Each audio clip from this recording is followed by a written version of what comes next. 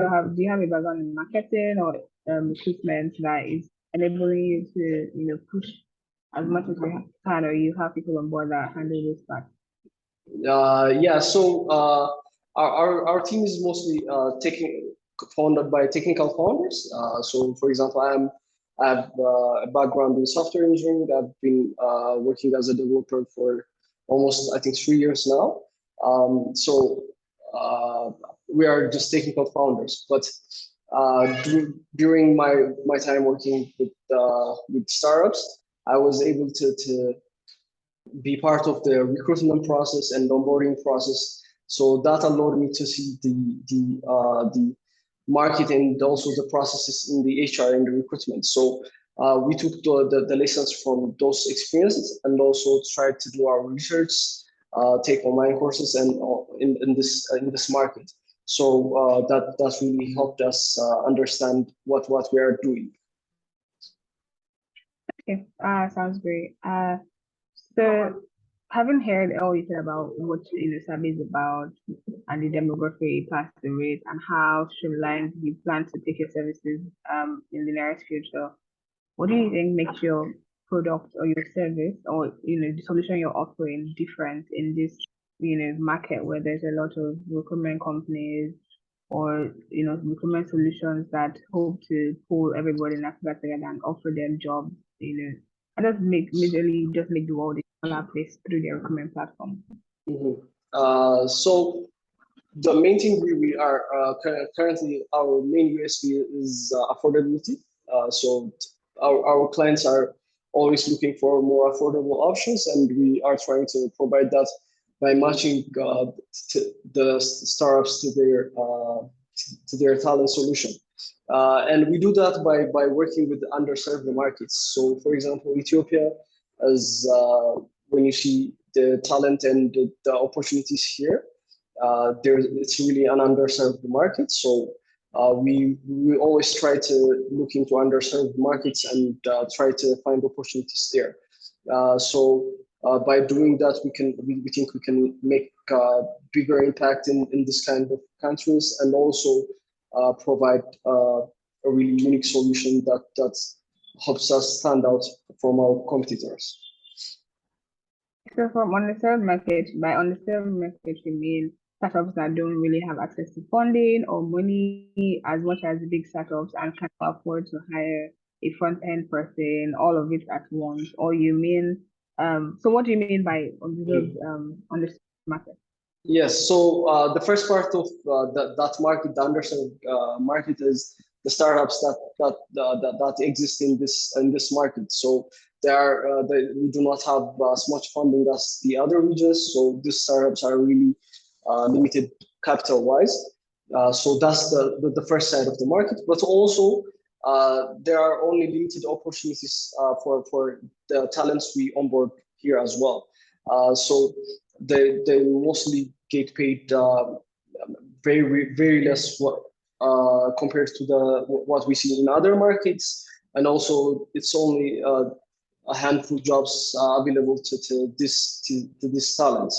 So both sides of the market are actually underserved. Okay, I see that.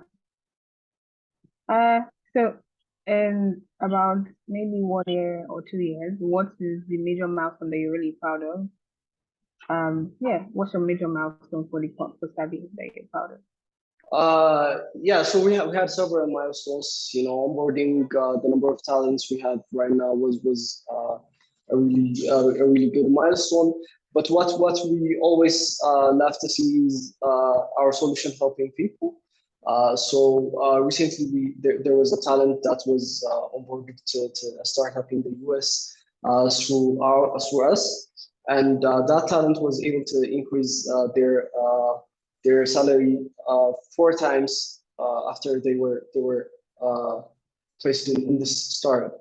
So seeing things like that make real impact in this people's life really makes us proud.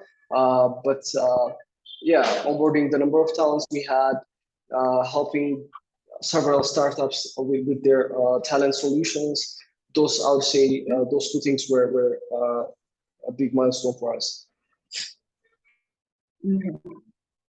All right. So I have another question that is tied to training as well. I know you mentioned that you already partner with third-party training institutes to train boot camps and all that. But how do you build and develop talents? Do you have them take courses online on your platform, or is still that physical boot camp type of method where you go and pick them from there because they're already getting trained? Yeah, so creating a pipeline to innovate and provide talent is really our main concern. So we have been trying to find innovative ways that we can do that. So like you said, that we partner with a third-party bootcamp provider, and that would help us to find already trained startups. I mean talents. So that's the first way we took.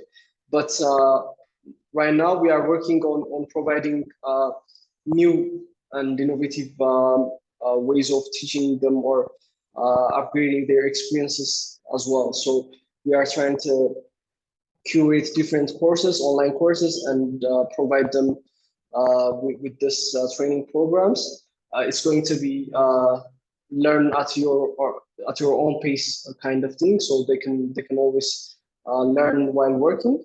So we are working on curating this kind of courses, and we should be able to deploy that in the next few weeks. Okay. What is the biggest challenge for the team, especially now that you're planning to expand and create a more, a more segmented product? Mhm.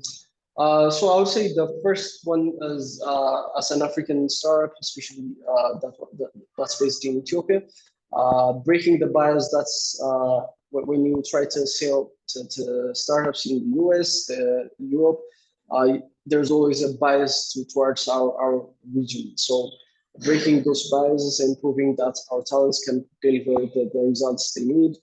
Uh, those have been really challenging things that we had to do, and also access to capital, I would say, has been an issue as well. We are a bootstrap startup. That's because we haven't found the right partner to onboard as a funder or as an investor.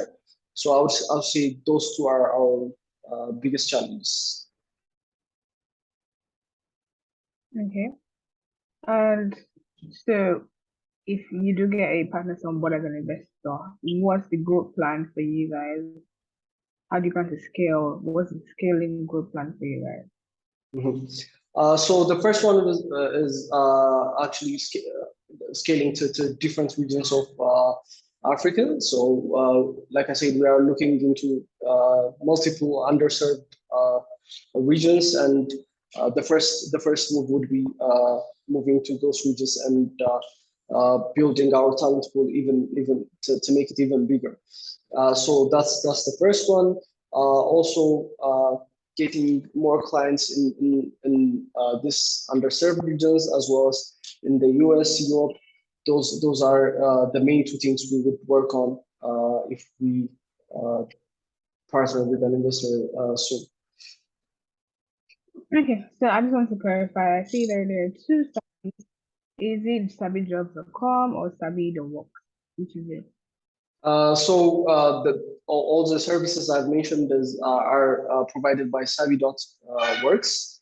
Sabijobs.com is just an aggregation platform that pulls all available job opportunities in Ethiopia and try to put them together into one platform. We launched that as a side project, I mean, maybe a year and a half ago. And we use it as a data source sometimes, but people just will go into there and try to find jobs. But our main website and our platform is on Sabi.works.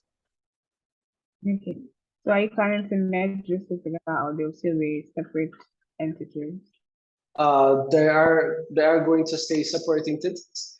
Sabi Jobs like I said, it's basically a side project. Yeah, yeah. So we are planning to keep them separate. Okay. All right. So that would just be like a data platform for you to get people to apply and have their, details and all that. Yes, yes. It helps us with getting insight into the market, and also helps the people that are looking for jobs to find all the information they need in one platform. Okay. All right. I think the questions I want to ask are also already asked in some form. Which is like maybe the biggest challenges which you've already answered, the biggest success which you already also answered. They're saying that those are the milestones that you're proud of. But what do you think Sabi is going to look like in the next, let's say, 3 years? What's his plan for Sabi? Sure. Like I said, we are going to definitely expand into several underserved countries and regions.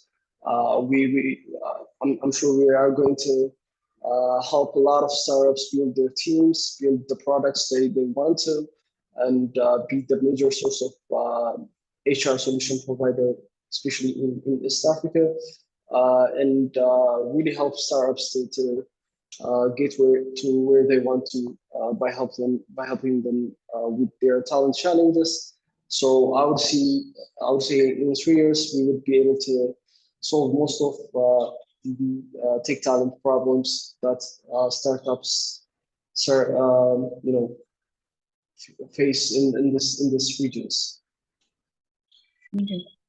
So what advice would you have for somebody also looking to start up a platform similar to yours, like getting talent and then providing talent to the international job market as well? Mm-hmm. The main advice I would give is go to market as soon as you can. So what we learned is the assumptions you have about a market is mostly wrong. So in our case, it was mostly wrong. So going to market as early as possible and testing out your solution, whether it's a product, service, that's really important. And I would advise anyone thinking to get into the space to launch quickly and learn and iterate quickly. So that has been one advice or one learning that we had over the times. Okay. How about meeting investors and even onboarding clients or businesses as well?